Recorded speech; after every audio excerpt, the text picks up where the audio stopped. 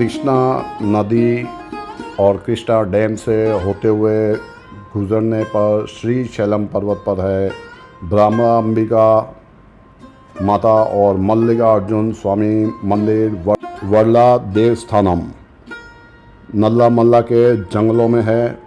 179 kilometre Kurnool ज़िले से 4.5 से 5.5 घंटे लगेंगे अगर आप कर्नूल से जाएंगे तो। इस वीडियो में आपको बताऊंगा कि क्या क्या गलतियां मैंने की जो आप ना करें, कहाँ रुक सकते हैं, कहाँ खा सकते हैं, मंदिर का पूरा इतिहास भी बताऊंगा और ज्योतिर्लिंग के दर्शन भी कराऊंगा, क्योंकि गर्भगृह के अंदर वीडियो शूटिंग अलाउड नहीं है, लेकिन फिर भी आप दर्शन कर पाएंगे। ब्रह्मांबिका शक्तिपीठ है और मल्लिकार्जुन 12 ज्योतिर्लिंग में एक ज्योतिर्लिंग है।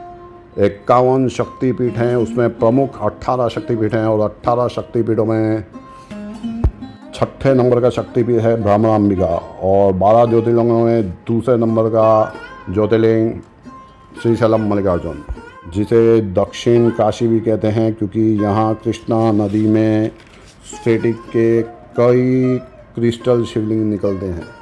आपको बताऊंगा कैसे ही एक ही दिन में आप मल्लिकार्जुन के दर्शन करके साथ में तुरंत ही आप तिरुपति के दर्शन करने भी जा सकते हैं।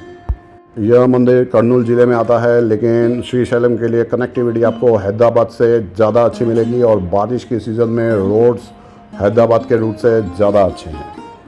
आप पूरे भारत में कहीं से भी आते हों तो हैदराबाद सिकंदराबाद से कनेक्टिविटी आपको सभी जगह से अच्छी मिलेगी, कर्नूल से थोड़ी कम मिलेगी।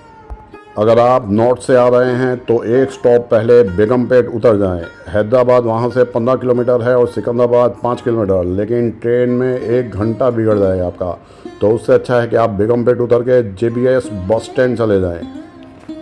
अगर आप हैदराबाद उतरते हैं तो वहाँ से गांधी बस स्टैंड चले जाएं, MGBS Mahatma Gandhi bus stand. वहाँ से आपको AC सेमी स्लीपर बस मिल जाएगी, 524 रुपये में ऑनलाइन आप बुक कर सकते हैं। तेलंगाना बस सर्विस से या फिर रेड बस से 6 घंटे में आपको पहुँचा देगी।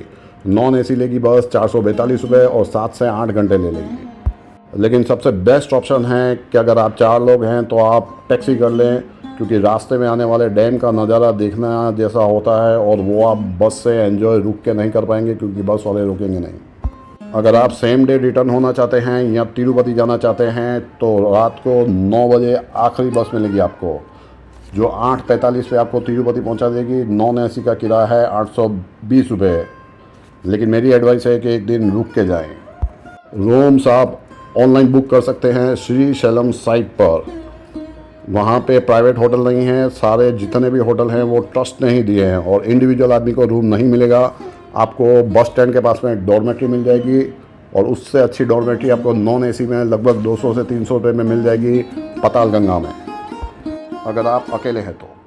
दर्शन करने के बाद में आप पाताल गंगा जाके गणेश जी के दर्शन कर सकते हैं। साक्षी गणेश जी के महादेव के 12 ज्योतिर्लिंग की तरह भगवान दत्तात्रेय के 16 श्री क्षेत्र है, जिसमें से एक श्री शैलम में ही है। वहां जाने के लिए परमिशन भी आपको पाताल गंगा से ही मिलेगी, जो ऑनलाइन नहीं मिलती।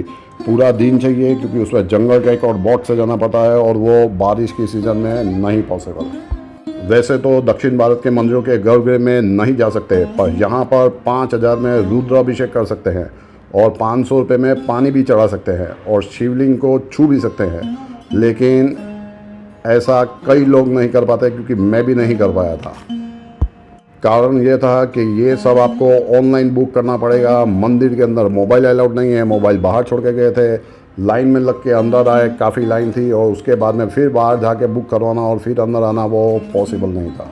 इसीलिए आने से कुछ समय पहले, जैसे ही रेलवे की टिकट बुक कराएं 1-8 महीने पहले, अंदर में गर्भगृह में अभिषेक के टिकट भी ज़रूर कर लीजिएगा, क्योंकि ज़्यादा करके यह ज्योतिर्लिंगों में अभी जल चढ़ाना धीरे धीरे बंद हो रहा है और आज यहाँ चढ़ा सकते हैं तो उसका आनंद जरूर लीजिएगा।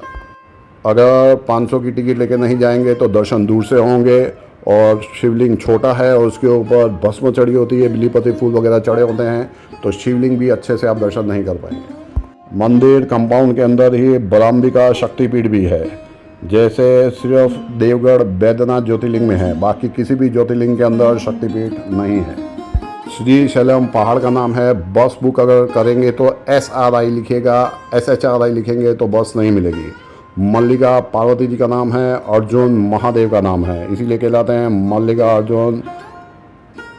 इस क्षेत्र के और भी कई नाम हैं ग्रंथों में, श्रीगिरी, शिवगिरी, श्री पर्वतम, श्रीनागम। सतयुग में नरसिम्हा स्वामी, त्रेता युग में सीताराम, द्वापर युग में 5 पांडव और कल युग में ऋषि मुनियों और कई राजाओं ने, कवियों ने और भक्तों ने पैदल चलकर यहाँ पर दर्शन किए हैं। लेकिन आज चल रहा है घोर कलयुग, जिसमें कमेंट बॉक्स में लोग हर हर महादेव भी नहीं लिख सकते और धर्म के प्रचार के लिए वीडियो को लाइक और चैनल को सब्सक्राइब भी नहीं कर सकते।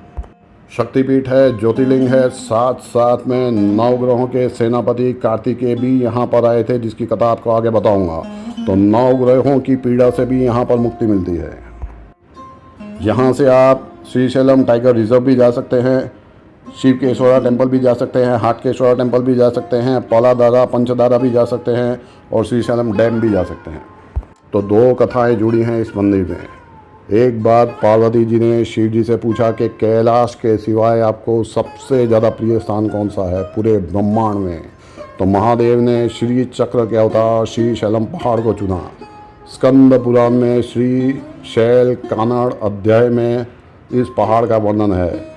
आदि शंकराचार्य ने शिव लहरी की रचना भी यहीं आकर दर्शन करके की थी।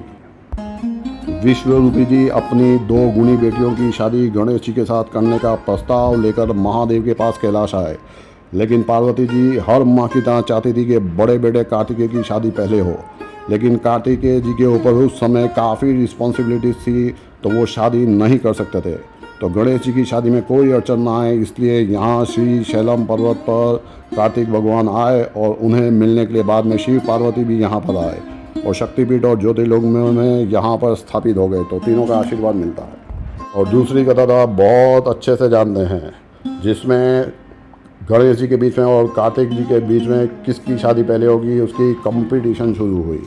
तो कार्तिकेय जी निकल गए पूरे ब्रह्मांड की परिक्रमा करने के लिए अपने वाहन मयूर पर, और गणेश जी निकले अपने वाहन चूहे में। गणेश जी बुद्धि के दाता हैं, इसलिए जानते थे कि वो कार्तिक जी से नहीं जीत पाएंगे और शिव पार्वती में ही पूरा ब्रह्मांड समाया है। तो उन्होंने बुद्धि का परिचय देते हुए उनकी परिक्रमा की और प्रतियोगिता जीत ली।